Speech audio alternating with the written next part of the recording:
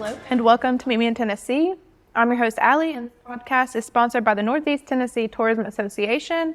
You can find us online at northeasttennessee.org and on all social media. And today we are sitting down with Kayla Carter and Noah Naseri. Thank you both for being here. Thanks for having us. I'm super excited about the topic today, the Appalachian Trail. I'm just going to go ahead and say it. Kayla and Noah, can you please share with our listeners a little bit about your relationship with one another and your passion for the great outdoors? Okay, so I'll start, I guess. Kayla and I met at ETSU in the Bluegrass program, and we've been together since then, since about 2013, 2014. And what really, kind of forged our relationship was through hiking the AT. So pretty formative experience for a budding new relationship, and that is actually at the summit of Katahdin was where we decided that we wanted to be together for the rest of our lives. And I proposed to Kayla on the top of Mount Katahdin at the end of our through hike experience. And so right now we're just we came back to the area that we grew up in. I'm from Greene County and she's from Sullivan County, and we now live in we technically Carter County, but Johnson City address. So we've got a farm over yonder, and Over yonder. Yeah, trying to bust the sod and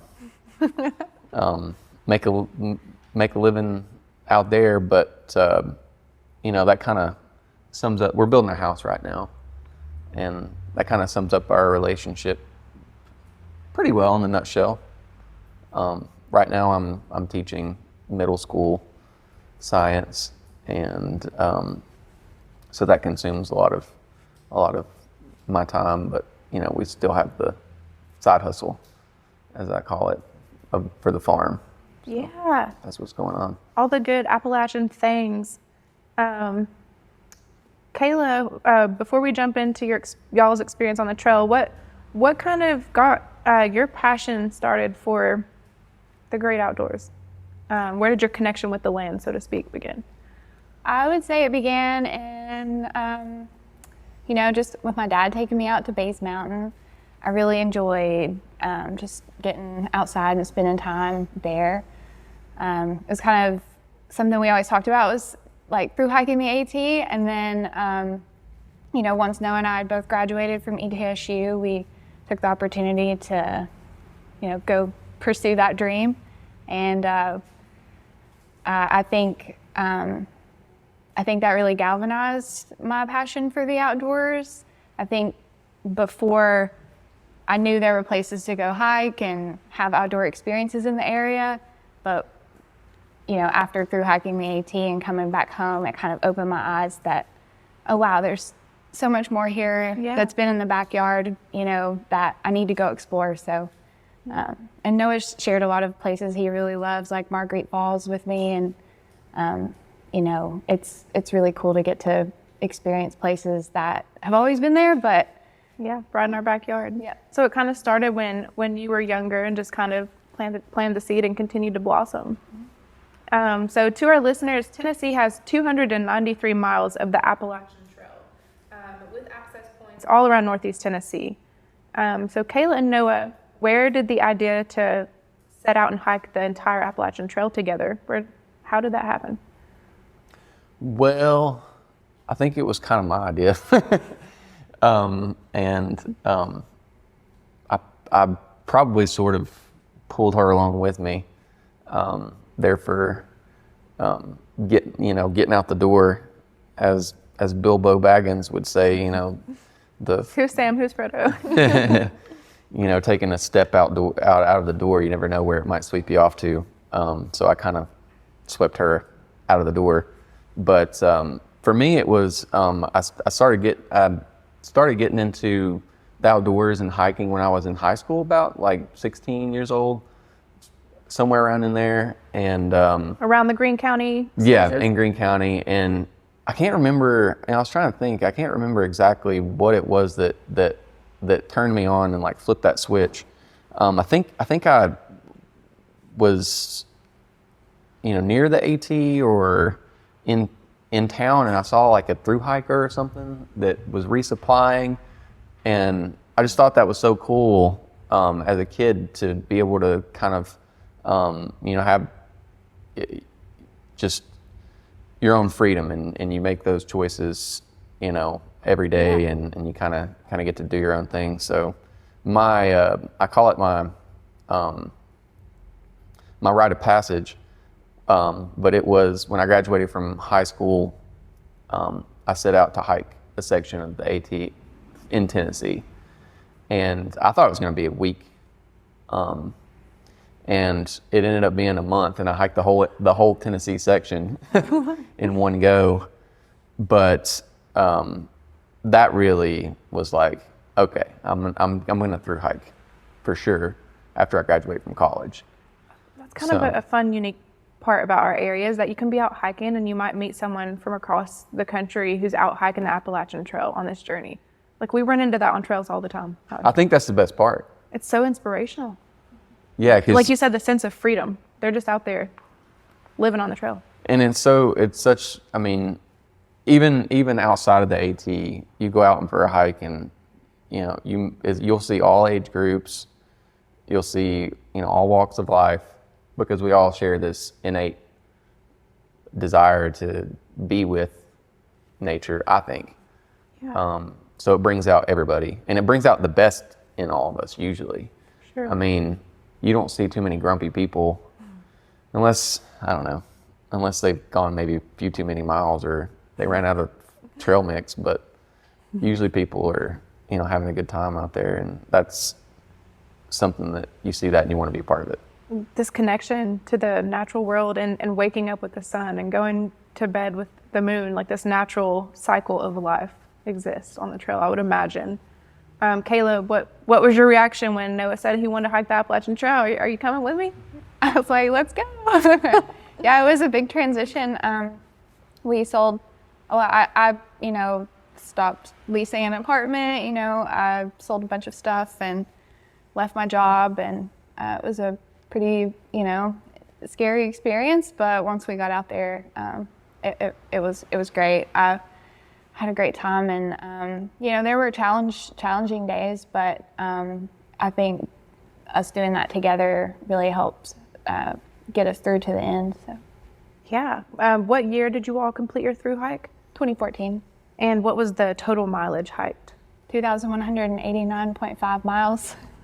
Glad you have that memorized. Do you have that tattooed anyway? That's a good idea. Put it on the list. Yeah. Can either of you can jump in? Can you just share maybe a fear that presented itself prior to setting out to hike the trail, and then once you got to the trail, how you either overcame that fear or how you realized it wasn't as bad as you thought? I think it's going to be different for both of us. So you want to jump in on that? Yeah, I didn't prepare to hike, more than maybe 5 miles a day. So the first day I think we did like 8 miles, and I really felt it and started to realize that maybe my fitness, could have done more in that area. So I did have a challenge around Blood Mountain where my knees kind of gave me trouble, and I thought there was going to be a moment where I had to go home and wasn't going to be able to finish it. But we stopped for a little while. Which is in Georgia, by the way, Blood Mountain, Georgia. Yeah, and it may have been a setback for Noah because he's super fit going into it, but I'm glad that we took some time and took a break, and I was able to kind of recuperate and get back on my feet and, realize, I can do this and keep going. So I think by the time we got to Maine, we could do like 30 miles a day. So it was really cool to see just how your body can, change and react and get stronger over time. Yeah, just the progression on the trail. So overcoming that fear, was that kind of like a crux and then like a motivation? Like you felt motivated to just move forward? Yeah, it was, it was a moment of I wasn't sure if I was gonna make it, but I don't know. It was cool to see myself pull through that, but also, you know, have Noah there to support, like, you know, how much weight you're carrying on your body is also important. And so I think us being able to kind of split up some of that weight between the two of us was really helpful. Yeah, that's I guess a good aspect of hiking it together like that, being able to share the weight. But Noah, what was a fear that was present for you before that either you overcame or? Well, actually, it's kind of similar. For me, I have a fear of like saying I'm going to do something and then not being able to actually do it. And that kind of parallels a lot of things in my life. I did bike the Trans-American bike route, which is from Virginia to Oregon. It's kind of the same thing. Like my biggest fear going into it wasn't, you know, crashing. It wasn't not being fit enough, I guess, but it was just like having told people that I was going to do this and then not being able to do it. That was my fear. So your fear of not completing it once you set out to do something. Yeah. And the same with our house too. Right now, it's like kind of a big undertaking. So, yeah, but I do firmly believe that, like, kind of piggybacking off of what Kayla was saying, that our bodies will handle anything that we throw at it, and you know, people have different abilities and different disabilities, but I believe that if you give your body time enough, and you make those adaptations for yourself and set realistic goals, that we can do pretty much anything we set out to do. Yeah. So I would encourage people not to let that fear of not being fit enough hold them back, because you know, like I said, once you get out there and if you give yourself enough time, your body will adapt to it and you'll be just fine. Sure, that's great advice. Were there ever days on the trail where you all felt that strength coming into play? Like you had gone so many miles and you felt like you could go a little more. You could push a little further. By the time we were in Maine, we were beast mode. The 100-mile wilderness it's called the 100-mile wilderness because it's 100 miles of I mean, I think there's one forest road. And so typically on the AT, you're crossing roads, you have a way to bail out, you can get resupplies, but you have to carry 100 miles worth of food in one go. And by then we were just cruising and I felt so strong. I probably couldn't hike 2 miles right now without being sore the next day. But that's such an amazing feeling, by the way, that, you know, I hope everybody gets to feel at some point, just feeling, and it doesn't have to be physical strength either. You know, we really built up our mental strength a lot as well, because we did have to push through sometimes that we didn't really think that we were going to make it to the next shelter or the next water source. But I guess when you don't have a choice, you have to tell yourself things that will get you there. Sure. And Kayla, what was that like, having a partner to do it with and maybe growing as a team through some of those like struggling times on the trail? How was it growing together and figuring out your strengths and weaknesses as a partnership hiking the trail? Yeah, I would say anytime one of us needed the other to kind of, you know, get motivation, we were there for each other. And I think people who do it, you know, they set out solo, they'll find that community too of people that will, you know, catch them in those moments where they start to doubt. Sure. And just be there for them. And I think that's part of the trail community and culture, is just that everybody's in it together. They've all got the same goal, and they're trying to get everybody there together. Yeah, that's beautiful. With the community on the trail, did y'all make any friends on the trail? Oh yeah, so many. Yeah, there's a lot, and sometimes they form what Thru-Hikers call like bubbles. So they, you know, you kind of sync up naturally with people because you're kind of going the same pace. Like a trail family. Yeah, it's like a metaphor for life. Go the same pace. Yeah, and you know, we kind of hovered in a couple bubbles and made a lot of friends, and but you also make friends outside of that class of 2014 for us, like class of 2014, outside of that, you make friends with the wider sort of AT community, Thru-Hiker community. Like there's a bunch of people around here that, you know, I see and kind of get together with that probably wouldn't have before. So.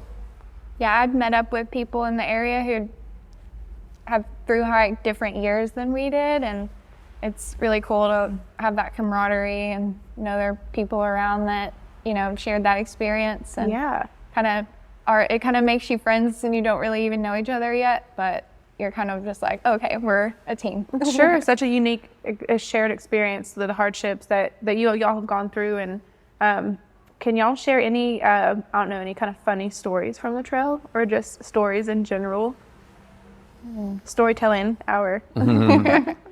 Well, there are a lot of stories. One that comes, people love bear stories, so I guess we can tell a bear story. And the way that communication works on the AT a lot of times is just like, I wouldn't say a game of telephone, but it's like... There's trail journals in the shelters, and people Yeah. will kind of write notes to each other that way too. So, you know, folks would write in the shelter log, like, bear visited last night, you know, stole our food or whatever. And then if there's someone we were hiking north, by the way. If someone was hiking south and they read that, they would maybe take that information with them going south and pass it along to people going north. Oh, you're planning to stay there? Watch out, there's bears there. So there's no bear gatekeeping on the trail. No. So we got to, we planned on staying at Watauga Shelter and heard that there was bear problems there. You know, we're young and confident. I wasn't going to say arrogant, but confident that, you know, none of this would happen to us, right? So in the middle of the night, we hear some commotion going on, and we did our due diligence and hung our bear bags way up.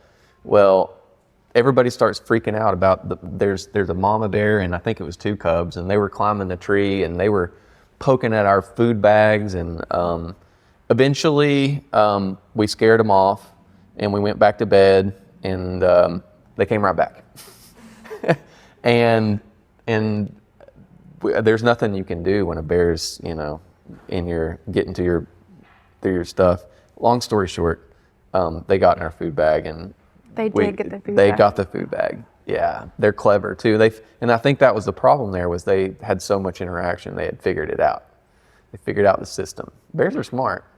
Did y'all have a good resupply? Well, So- it was nearby, so we had Okay. support from That's family. part of the story, because our buddies were on Watauga Lake doing a boat outing. And so they came and picked us up in the boat. Yeah, we got super spoiled when we hiked Yeah. through this area because we had so many, you know, connections with people who The you right know, time and place. Yeah. Yeah. Yeah, we were super spoiled. A lot of the other thru-hikers, I think, were kind of like, you know. That was actually one of the where reasons you why we found chose to go north. Or that's one of the reasons why we chose to start in Georgia and go north, was because we had that support here when we were first figuring it out. And, you know, if we thought, oh wow, this thing is really heavy, we could just drop it off and switch it out or whatever. But he came and like pulled up right next to the shelter, and we just like threw our bags on the boat and hung out with them for a while and got new Today food. bears. Yeah. The purists may not approve, but we did kind of, you know, get a shower and You have a know, connection. It's home. just get a little pampering while Hike your own hike. we're here. Yeah. what was that feeling like? So you started in Georgia, hiking northbound. What was it like when you did come to those familiar areas of the Appalachian Mountains, where you guys are so familiar with? And That's a good question. Go ahead. Do you want to talk about that? Because I was mostly familiar with the Roan Mountain area, so hiking through there, I had done the 14-mile section. That's pretty popular, but I hadn't gone beyond that before, really. So getting to see the entire, like, you know, Big Bald and all of that, just getting to experience all of that was really amazing and eye-opening. Like I think I already said, just kind of like, wow, this is right here, so close to me my whole life, and Yeah. it was a really special moment. And Noah had taken me before up to Camp Creek Bald, Viking Mountain. So when we hiked through there, it was one of those moments where it was like, oh, this is familiar, but experiencing it with different eyes. Yeah, like it's familiar, but there's so much like wild getting to it on all those untrafficked areas. Yeah, right. For me, that was it. That was what made it different. It was like normally you drive there and then you do the thing, and then you go back home. But when you're doing a section hike or a through hike, you experience it in a kind of totally different way, and it's a little bit more profound when you get there, because you kind of had to earn it in a way. But at the same time, and I don't mean for this to sound negative, but at the same time, it's like when you do get to those places, after having been in such a remote area kind of beforehand, and then you're suddenly surrounded by tourists, and it's kind of a culture shock sometimes. Sure. So there's that aspect of it too. Yeah, that's interesting. Like, is there a part of you while you're hiking the trail that feels more in tune with like that native primal self, to where, yeah, you come to these areas and what used to be like a day hike is, like you said, it's like a culture shock. For me, it was pretty eye-opening. Like, they're the more remote sections of the trail, and I enjoyed those. But I think some people have an idea of the trail that you're going to go out there and find solitude, and that's not always the case. It's a really heavily trafficked trail. Like, there's a lot of visitation to it, so you're more likely to run into somebody than not each day. Yeah, it would be really weird if you didn't run into someone each day. And it's kind of a double-edged sword, because you can love it to death, but at the same time, to pass that on and to share that,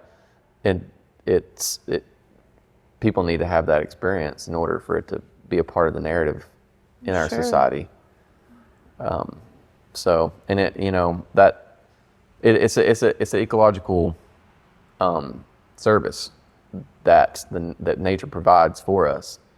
That spirituality part, the cultural part, and for some people with different origins or ethnic backgrounds, it may be part of their spiritual journey or cultural journey, and then the tourism aspect as well.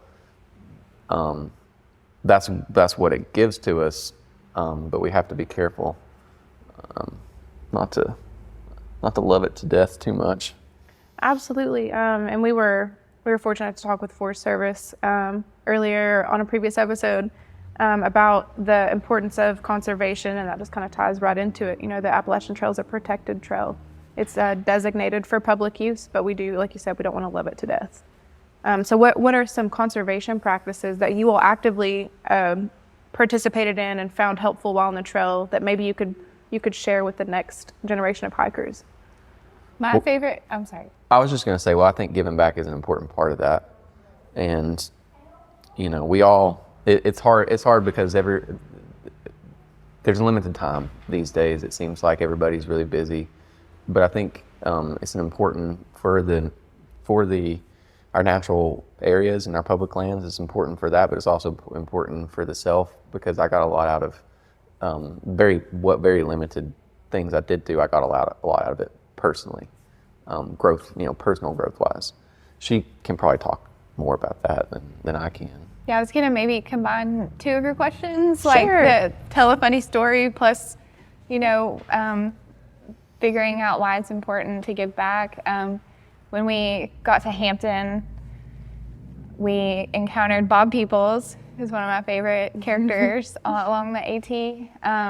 We had, I think, asked him for a ride somewhere or to help us get food, and he agreed to help us if we would sign up to do Hardcore, which was a program that Thru-Hikers could sign up for, and the Tennessee Eastman Hiking Club would create these projects for those Thru-Hikers to work on to help rehabilitate the trail. So we signed up for that, and we took a couple days off from our goal to keep going, just to experience that and be able to paint a white blaze on a tree. And They recruit a bunch of thru-hikers, like all in one big group, and kind of house them and shuttle them, because I mean, they're from everywhere and they don't have a car. So that was a really cool experience, and you kind of get that, and it even further establishes that community because you're doing it with other people. Yeah, I think we were wanting a ride to trail days. He was like, "I'll take you to trail days if you'll sign up for this." So it was fun. That was really when my eyes were open to this trail isn't just here for me to hike on it. It's here for the people who come after me too, and it didn't just appear out of nowhere. It took a lot of hands and people to bring it to fruition, and it's still going. You know, there's trail maintaining clubs all up and down the AT, making sure that it stays, open for hikers every year. You mentioned Eastman Hiking Club. That's a great local club to get involved with trail maintenance. So that experience kind of opened your eyes to volunteerism and the importance of, the trails don't just show up overnight. There's hours and hours of work that go into maintaining even these trails. Yeah, I remember the moment where I learned that and was just like, I want to do that. Like, I want to be like that. Just like this little wisdom like clicks. Yeah. I love those moments. Yeah, I came back and signed up for a section of the trail, and every now and then I'll still go out. They do like Saturday hiking with tools where you can go out and, give back. Yeah, and I think also, Noah, like you said, it's so important for folks to experience this, to be able to open your eyes to these new perspectives and to care for these public lands. So we think of tents, hammocks, and shelters. How did you all choose to sleep when you were out on the trail? I don't think anybody has a situation like we had. I'm very, very interested to hear. So I sleep starfish is what I call it, like on my stomach, starfish style. And if you can imagine, trying to do that in a hammock is not a good situation. And she likes to sleep in a hammock. So in order to save weight and to save space in our packs, we tried to figure out, and this was all like developed as we're hiking, tried to figure out a situation. We could have shared a tent, right? But then she wouldn't have got to sleep in the hammock. So it was our backcountry bunk beds is what we ended up calling it. But I would sleep on the ground on a piece of Tyvek, like a Lowe's house wrap. And then she would sleep in her hammock kind of above me, but I would be off to the side a little bit, and we just kind of had a little tarp over us. Oh, cool. And did it shield from the rain? Yeah, well, not at first.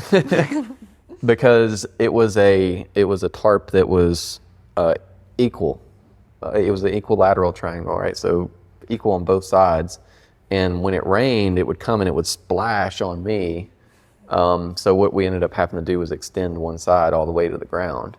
So we had to adapt as we went. And then, of course, we didn't have a bug net. So Kayla's mom sewed up a little bug net that we could put on the inside of the tarp to keep us, mosquito free in those Connecticut and Massachusetts and those states.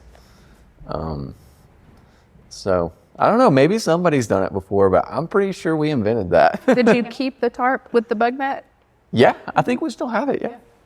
I would hope so. I would frame it. Frame and bring it out once a year or something. I don't know. Yeah. So you kind of adapted your gear along the way. That's cool. Oh, yeah. What are some gear items that you all feel like you could have lived without? Or maybe you've tossed them along the way? And then what are some that you couldn't live without? By the end, oh my gosh. Well, in the beginning there was a lot, but by the end there wasn't much that we can get rid of, to the point where, we broke the ends off of our toothbrushes so that we had just ultra minimalist. Yeah. Yeah, we learned the phrase ounces equals pounds and pounds equals pain.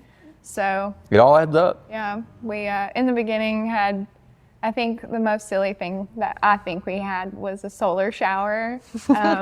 So we definitely sent that back home after the first week. And then, once you get into the warmer climate and months, we sent some of our heavier winter gear back just to save weight. But that's, in hindsight, maybe a little dangerous. It's better to have it than not have it in case, Sure. you know, something gets cold. So. I really don't think there was. I mean, I had a sleeping bag liner. That's the only thing I can think of that I could have done without. But at the same time, it was really nice. It was so comfy. And those creature comfort. You had a pillow, didn't you? Yeah.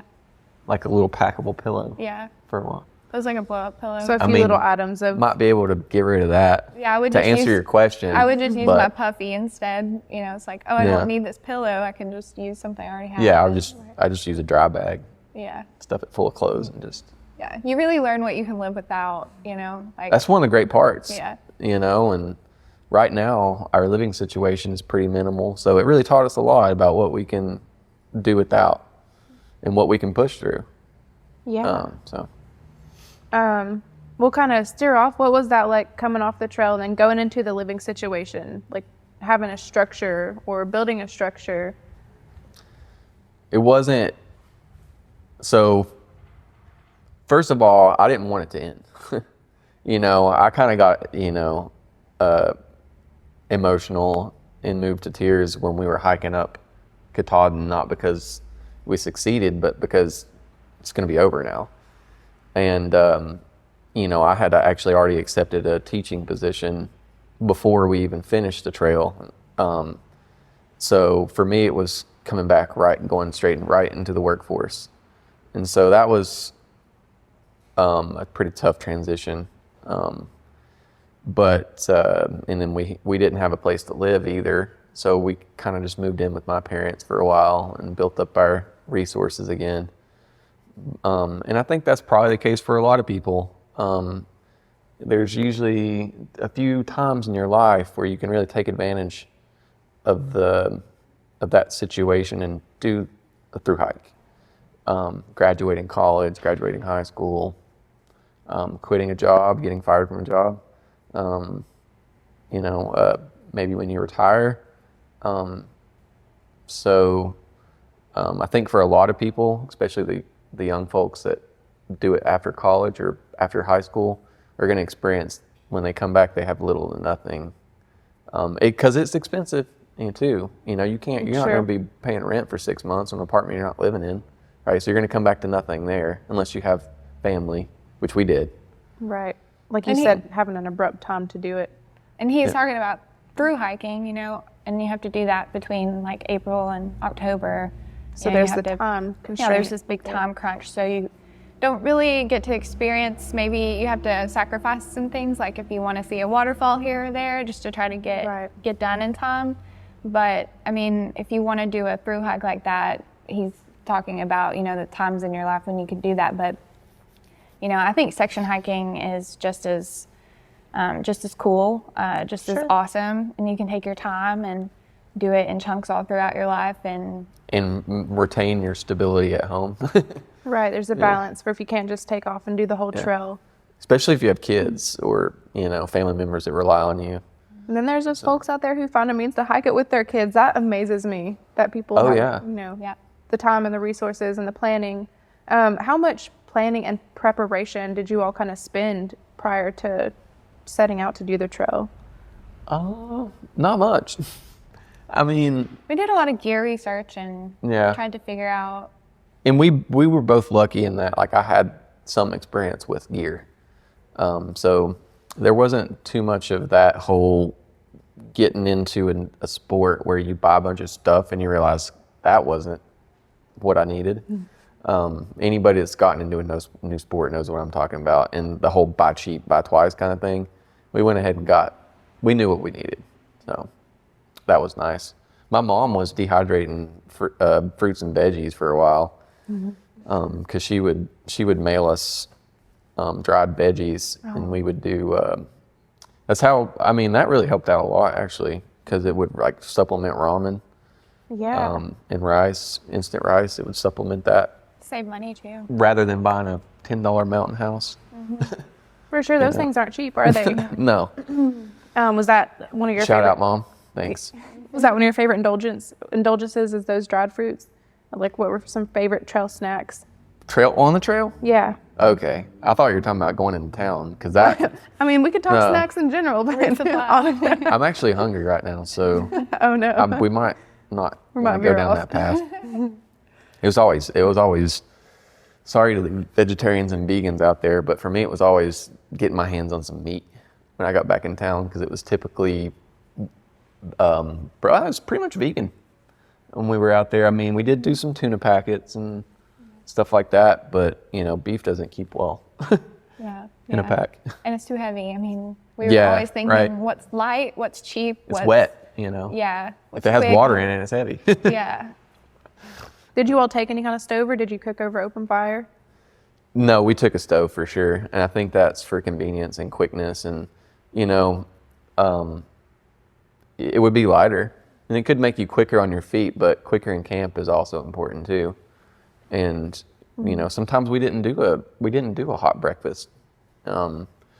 Everybody's got their own style, I think. So we were we weren't like super ultralight, but we were kind of on the light fast kind of style. Get to camp, hang out. Did you all ever have any ways to like listen to music, or would you ever like make up jams while you were out there, like trail tunes? Yeah. Oh, yeah. There was. I mean, we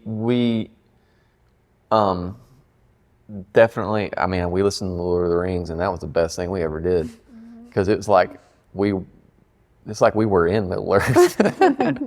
We were hiking through the Shire. It's a story of a journey, So we were on that journey going to Mordor with them.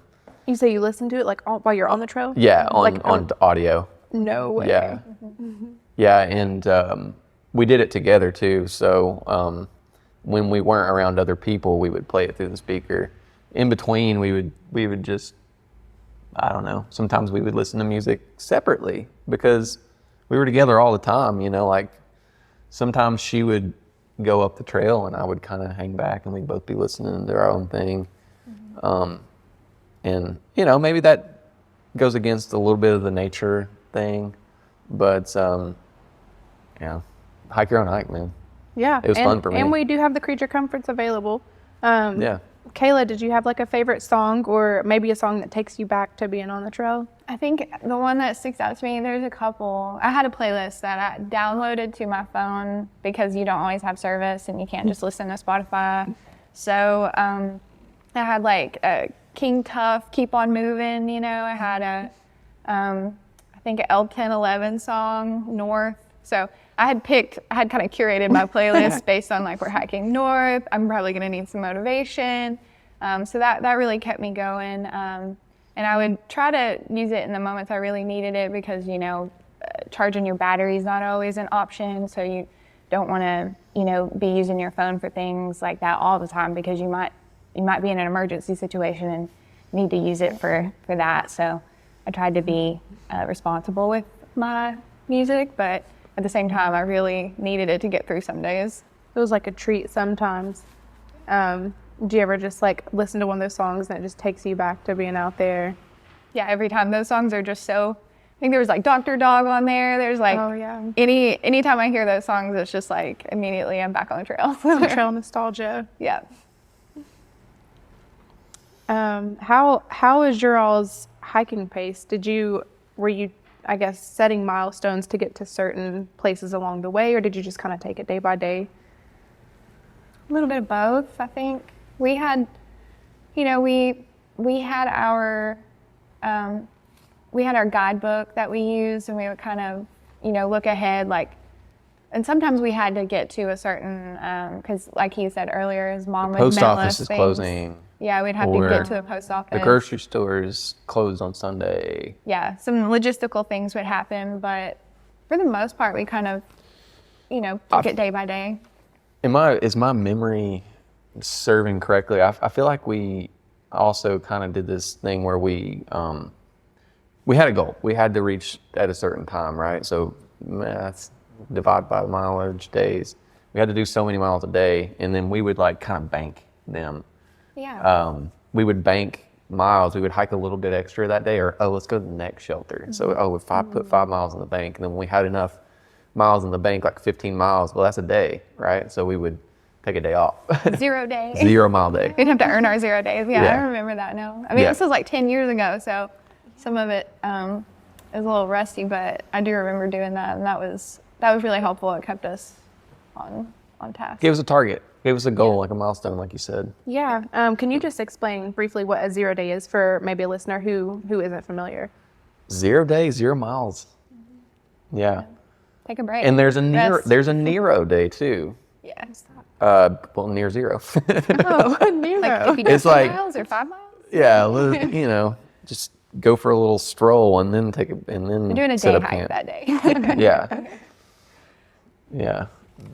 Looking forward to 0 days, when you're hiking every day, you really do look forward to You having a break. appreciate 'em. Trying to set your 0 days for in town is really critical.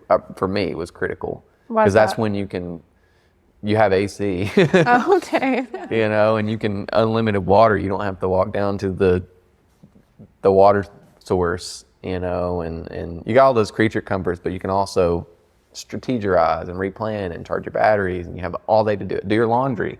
It's got all day to do it. So you're getting a break and you're making use of your time. Yeah. I mean, that's good especially from a tourism perspective, folks stopping into a town and, maybe getting a hotel room and Yeah, going, getting their groceries and for sure. Snack So- reload and like you Yeah. said, charging up. Especially like a national park like Smokies. You kind of go out there maybe for a few days or whatever, and you got to come back and resupply. Take a 0 day in town. For sure. If someone were looking to plan a through hike today, based on your experiences, what's a little bit of advice you would give them? You want to go? I would say probably just be kind to yourself. Most people are probably going to tell you what gear and where to go and all this, but I would just say be kind to yourself and allow your body to adapt, and don't be so focused on the miles at first, and be open to adapt, be open to pivot and change your plan. Don't go in, bullheaded and think that it has to be done a certain way and that you can't modify your plan a little bit. Be my Solid. advice. yeah, I would probably say I don't know, I learned a lot of lessons about what it means to be a good steward by making mistakes on my through hike. So I think I would probably encourage, anyone who's wanting to do a through hike today to really look into Leave No Trace and try to just be, try their best. I know that it seems like they're rules, but they're, try to hit those guidelines and just be the best version of yourself that you can be while you're out there, and also think about the resource itself and how you might be impacting it, and try to do it as positively as possible. Yeah, those are both awesome pieces of advice. And I was going to talk about stewardship, so that basically just covered it. So being able to adapt and being able to learn and not beat yourself up that maybe you're not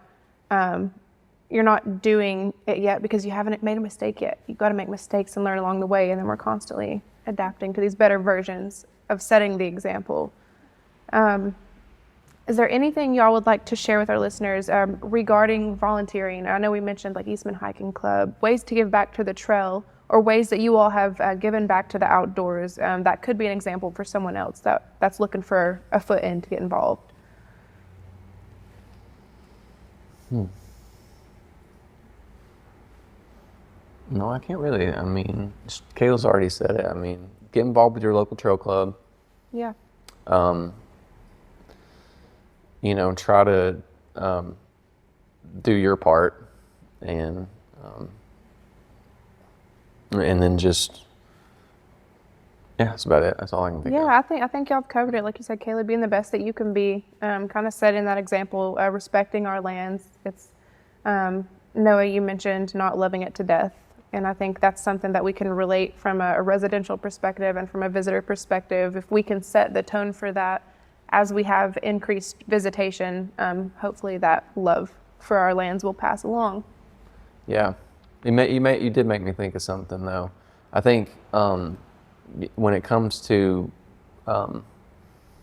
interacting with other people on the trail or in the community, I think it's really important to lead with love and to use the authority of the resource, or use the basically don't shame people into like, hey, you did that. Like, why did you do that? Like, that's not cool. Yeah, that's a good one. This is like, maybe it's lead with the why, right? Because these grasses are fragile. Maybe we should consider hiking on this defined area, So Lead with the why. I like that. yeah. Well, thank you both so much for being here and opening up about your experience hiking the trail. Thanks for having us. Yeah. Is there anything y'all would like to share? No. Appreciate it. Well, thank you again. I appreciate all y'all do. And to our listeners, be sure to check out the Leaders for a Litter-Free Tennessee on northeasttennessee.org for more information on what folks are doing around our region to protect the places we love. And for upcoming events and happenings in Northeast Tennessee, be sure to follow us on all the socials and check out our website at northeasttennessee.org, where there is more up here to do, see, and be when you meet me in Tennessee. Thanks for tuning in.